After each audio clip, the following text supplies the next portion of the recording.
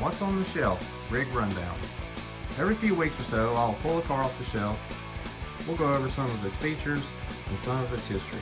Each one of these cars has its own story to tell, so stay tuned for more videos. Welcome back to the channel. This is What's on the Shelf Rig Rundown, episode 6. This week we have the Team Associated RC10L.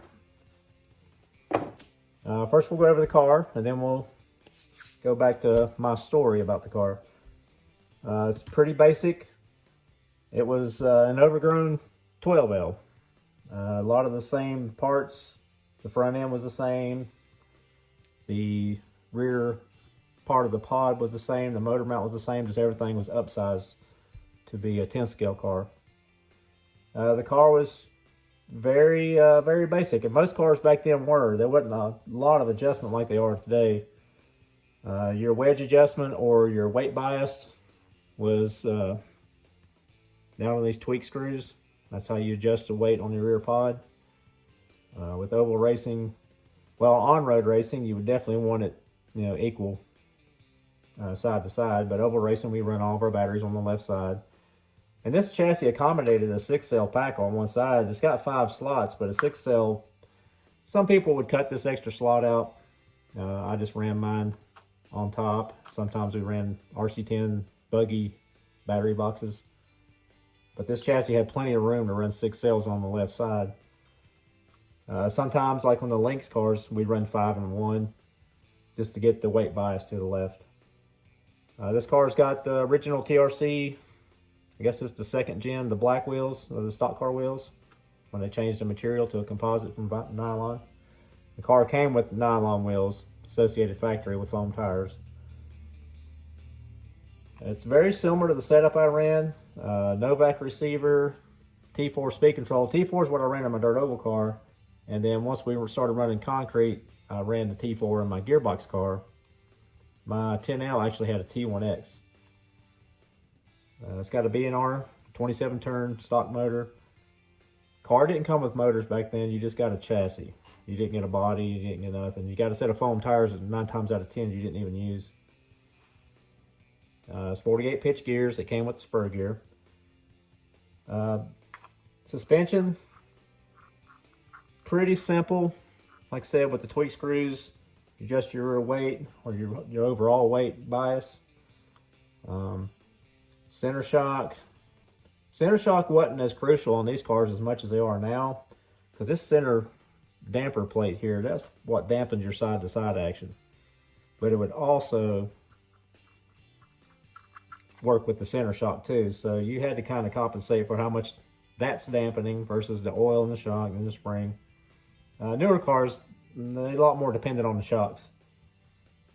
Aluminum rear pod, graphite chassis. They had 2 versions. They had the fiberglass and graphite. There wasn't a factory team at the time. It was just you get graphite or fiberglass, and I think it was like maybe $30 to $40 difference between the two, because you're still getting the same car. And the only thing that was graphite versus the fiberglass car was the upper pod plate and the Nerf wings in the chassis. I think even the fiberglass car came with a carbon fiber front end brace. When we ran these on oval, sometimes you had to remove this brace because we would adjust our camber by using header cards on packages. We'd cut the little sliver of the header card and loosen the screws, and we'd get a couple degrees camber, positive, negative. You just had to be careful because you were really messing up your ride height. So it took some finagling to get suspension adjustment, because there really wasn't any adjustability other than the springs. So that became a challenge. The car did come with 2 bumpers. It come with an extra wide bumper and then this narrow version. They both came in the kit. This was the bumper that came with the SS car later on, but then the SS had a narrower than the wide. The wide bumper for this car was super wide. It was like 10 inches wide.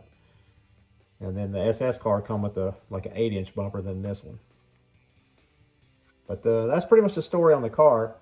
And the reason, or the why I got this car, was my brother had just returned from 4 years in Germany. He was in the army in the 80s. He was there during the Berlin Wall coming down. And he thought he wanted to go racing with me, and I had just started racing at King. King opened in '89 on the indoor concrete track. And he said, take me to the hobby shop and I want the best of the best. So this car was hot back then. It was this, and the TRC Pro 10 was pretty much your two go-to cars for running oval at the time. We picked up the car at Casey Hobby. We got a T1X speed controller, which was top of the line. I think that speed controller even back then was like 140 bucks in 1989. We put TRC caps because that's what we were running. That car originally had the BBS style because the stock car wheel hadn't even come out at that time. The original TM radials were on BBS wheels, and they were just the band tires like these. It's just a band that's not wrapped all the way around, so you got the foam exposed. And even then, those tires were 20 bucks a piece in 1989. And to this day, I guess the BSR caps are right around there still. I think if you adjusted for inflation, it'd probably be about 60 bucks a piece. But here's my car in 1989. Same Oldsmobile Bowlink body. You can see that giant T1X speed controller. And the BBS wheels, I dyed them black. I took some cues from, I believe it was Kent Clausen back in the day, because he was dyeing his wheels. He was the only one with black wheels, and everything in his car at one time was black. He even dyed the speed control and the receiver. And I'd done one of mine like that later on, I guess around 92. I dyed everything in the car black. Those orange speed controls and receivers would actually take dye and change colors. But we had a Joel Johnson motor in it, T1X, new tires, new body. We were ready to go racing, and he decided it wasn't for him, and so I acquired a 10L. And I raced that car for probably a year, and then I won a TRC Pro 10 in a drawing and started running that car. But looking back now, this car was definitely a better car than that Pro 10. And the body, the story about the body. It's a Bowlink Oldsmobile. This is an original body. They do reproduce this body now. I think Cebula Tech, or I think that's how you pronounce it. But they acquired a lot of the Bowlink molds. This body was painted to mimic Ed Barrier.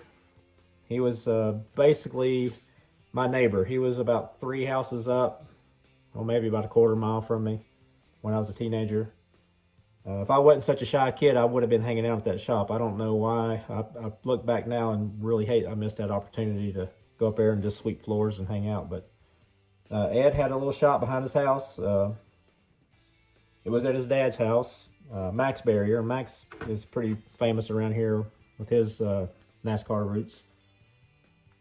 Ed was sponsored by Garner Jellies, and then I think this was in '92, he got sponsored by Grease Lightning. And I got Ed to sign this body, and I'll post a picture up.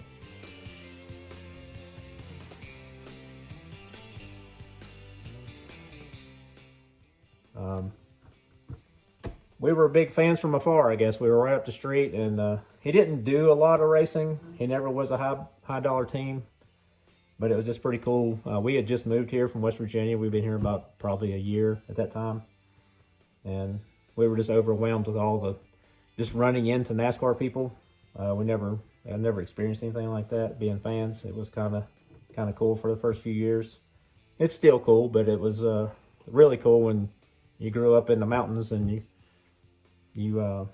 big time NASCAR fan, and you only see it on TV. Then to come down and they're your neighbor. So that was pretty cool to have NASCAR neighbors.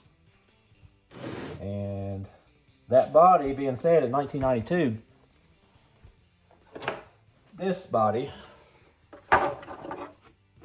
this was on my Ground Effects Lynx car, 92. I painted this body, I guess I was 16 maybe. And it's pretty crude looking.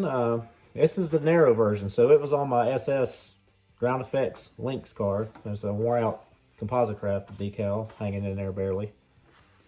All the lettering was all Sharpie, and amazingly it's still here 30 some years later.